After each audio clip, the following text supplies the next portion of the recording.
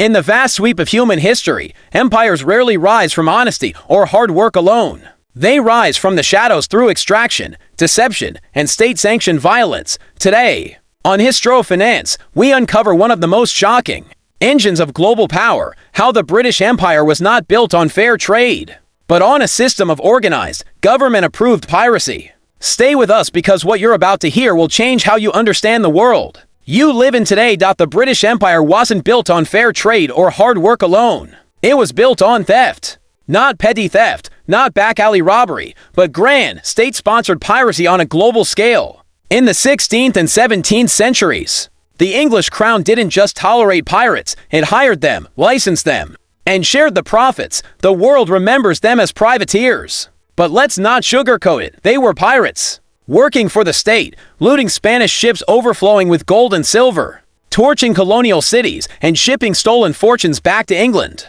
And those fortunes didn't merely enrich individuals. They funded England's transformation from a struggling island nation into the beginnings of the most powerful empire of the modern era. Picture Europe in the late 1500s. Spain and Portugal dominate the seas. Their galleons return from the Americas loaded with unimaginable wealth. Mountains of silver from Potosi, gold from Mexico, spices, sugar, and enslaved people. Spain controls a river of treasure that fuels wars, builds palaces, and expands imperial dominance. England, in comparison, is weak, poor, humiliated, and overshadowed by Spain.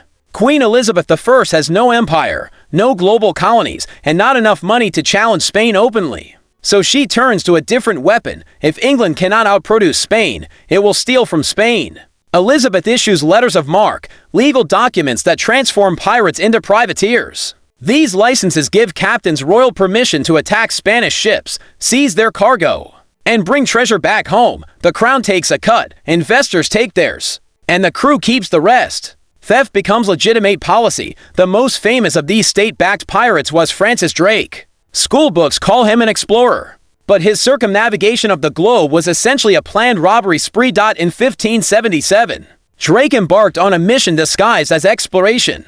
In reality, he was hunting Spanish treasure, and he succeeded. In 1579, he intercepted the massive Spanish galleon Nuestra Señora de la Concepción, nicknamed Cacafuego. The ship carried 26 tons of silver, 13 chests of silver coins, gold, jewels, fine cloth, and porcelain. The haul was so large it took 6 days to unload. Today, it would be worth over $40 million. Drake returned in 1580 with only one remaining ship, but with a staggering profit of 4,700%. His investors became wealthy beyond imagination.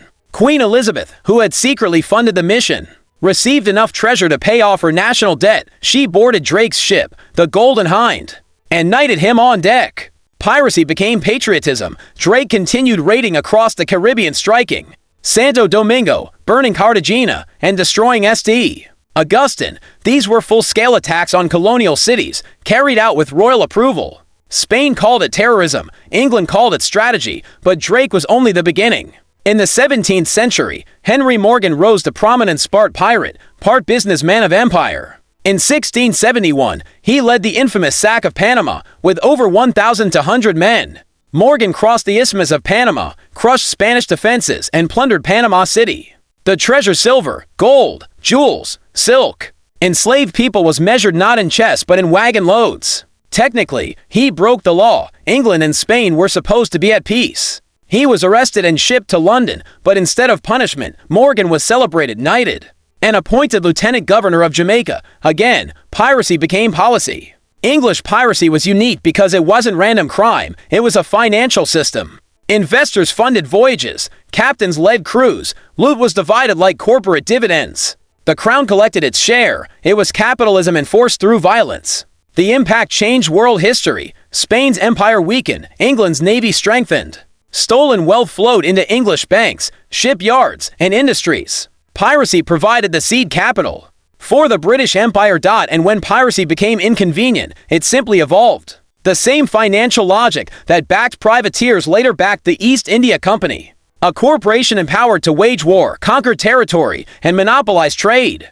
Instead of raiding ships, it extracted wealth through taxation and monopoly. The methods changed, the logic didn't. And here's where the conspiratorial truth emerges. Empires are not built on fairness. They are built on extraction systems, designed to funnel wealth upward while hiding violence behind legality. The pattern continues today. Governments outsource war to private military contractors. Elites hide wealth in offshore havens. Nations use sanctions and financial warfare instead of cannon fire. The faces change, the strategy remains. And here's the personal warning: if the world's most celebrated empire was built on theft disguised as policy, why would today's institutions be any different? Power bends rules. Power confiscates wealth. Power rewards those who serve it. Queen Elizabeth knighted a pirate for paying her debts. That wasn't morality, that was survival. Real wealth isn't what systems promise you. It isn't numbers on a screen that can be frozen or devalued. Real wealth is independent skills, assets, and knowledge that sit outside the shifting rules of power. Because rules change whenever the powerful need them to. The British Empire rose not through fairness, but through weaponized greed and state-sponsored theft. And history whispers a warning: when governments need money, they will always find pirates. Sometimes they sail ships, sometimes they run banks. But the result never changes. The system survives, and ordinary people pay the price.